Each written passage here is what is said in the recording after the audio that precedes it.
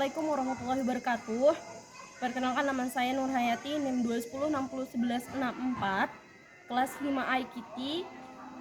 Video ini merupakan tugas ujian akhir semester mata kuliah Pemikiran Hadis Orientalis. Baik, di sini saya akan menjelaskan bagaimana kaum orientalis ini masuk ke dalam dunia Islam atau dunia Timur, kemudian banyak memberikan segmentasi negatif terutama kepada Al-Quran, kepada Nabi Muhammad, atau secara umum kepada Islam itu sendiri. Teman-teman sekalian, seperti yang kita ketahui secara sederhana, kaum orientalis adalah orang-orang barat yang mengkaji dunia ketimuran. Jadi mereka ini memiliki ketertarikan untuk mengkaji dunia ketimuran, khususnya di dunia Islam itu sendiri. Kemudian salah satu yang menjadi penyebab mereka ini bisa masuk ke dalam dunia Islam atau dunia Timur itu sendiri ketika Islam mencapai golden age-nya atau masa keemasannya, di mana pada saat dinasti Abbasiyah pendidikan itu benar-benar terbuka secara lebar untuk orang yang mau belajar dan orang yang mau menimba ilmu kepada cendekiawan-cendekiawan muslim.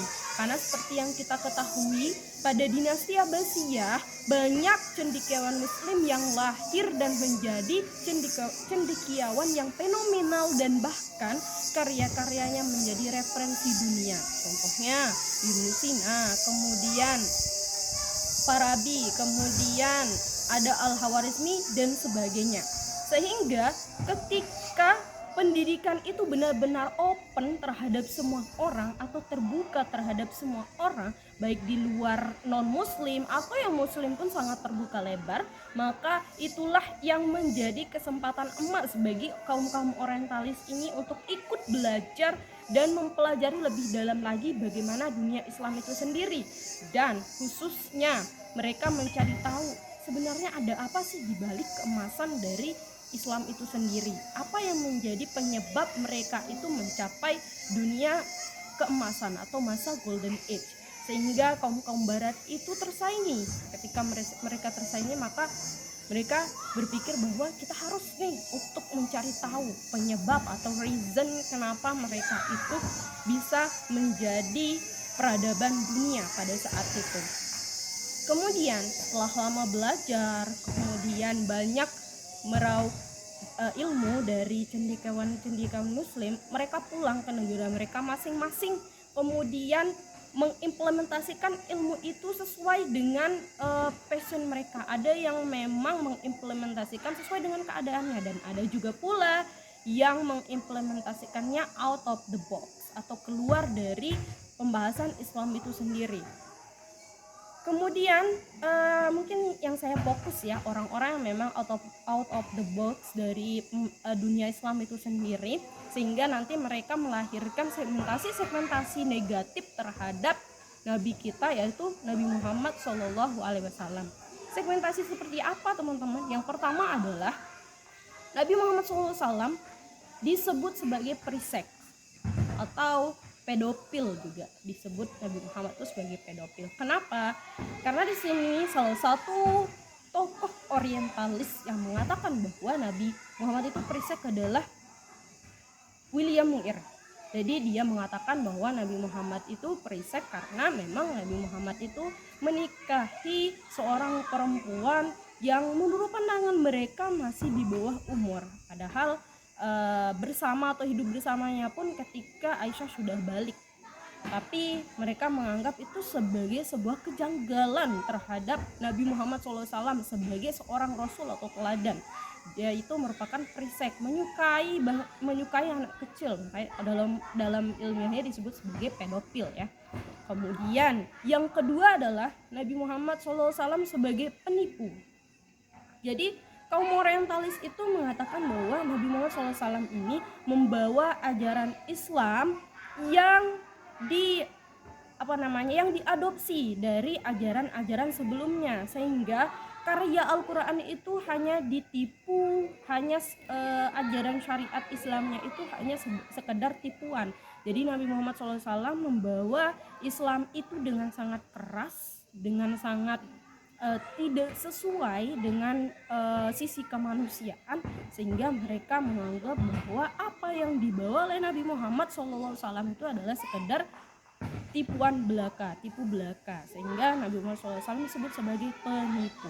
Yang ketiga adalah Nabi Muhammad SAW disebut sebagai orang yang membuat Al-Quran, atau Al-Quran itu hanya sebuah karangan dari Nabi Muhammad SAW. Seperti yang saya mention sebelumnya, bahwa kaum orientalis atau tokoh orientalis itu mengatakan bahwa Nabi Muhammad SAW itu membuat atau mengadopsi Al-Quran, ajaran Al-Quran itu dari ajaran-ajaran dari kaum Yahudi dan Nasrani, sehingga ketika Nabi Muhammad menyampaikan ajaran tersebut, lah kok sama dengan ajaran-ajaran yang umat sebelumnya, berarti Al-Quran ini hanyalah sebagai karangan dari Nabi Muhammad SAW.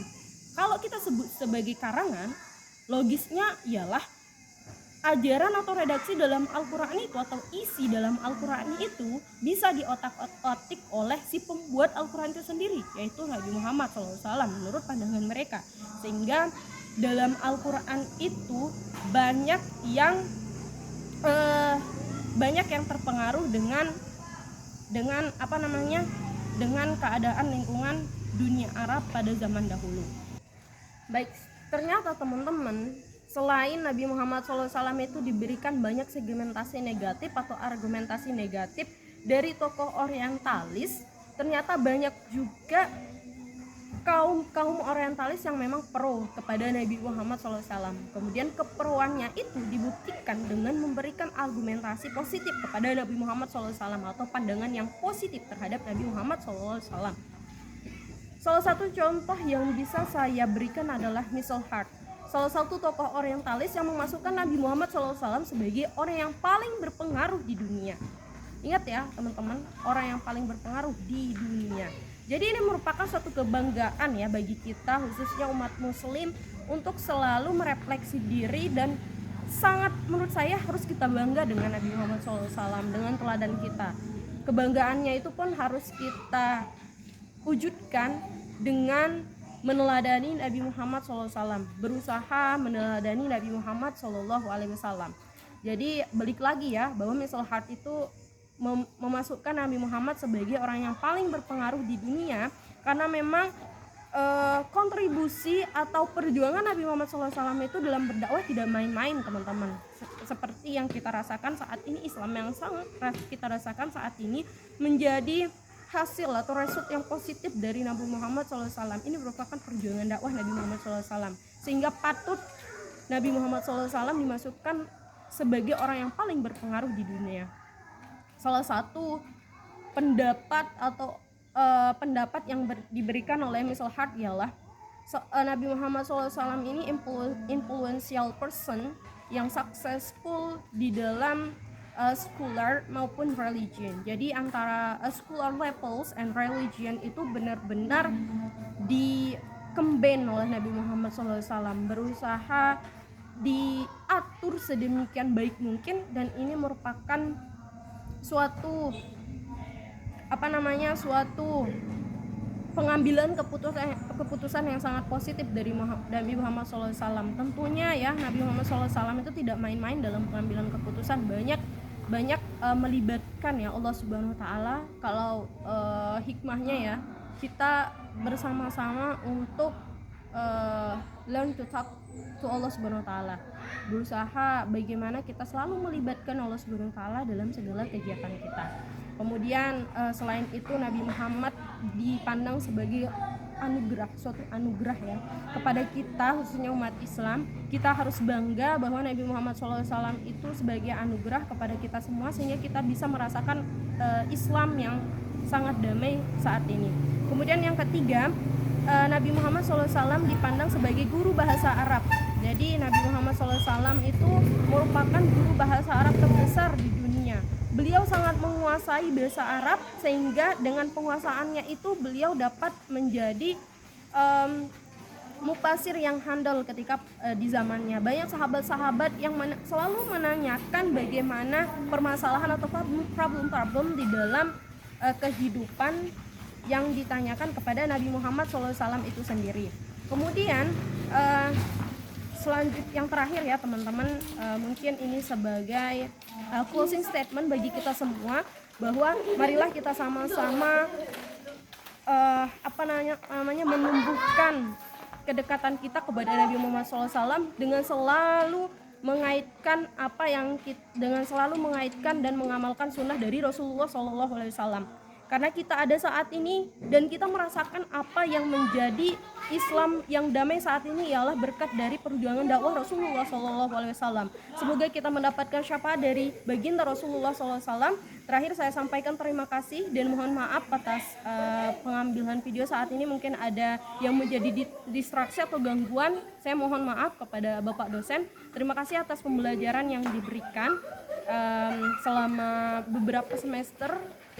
Sekian dari saya sendiri. Allahumma fiqhal hadilah sabil rosad. Wassalamualaikum warahmatullahi wabarakatuh.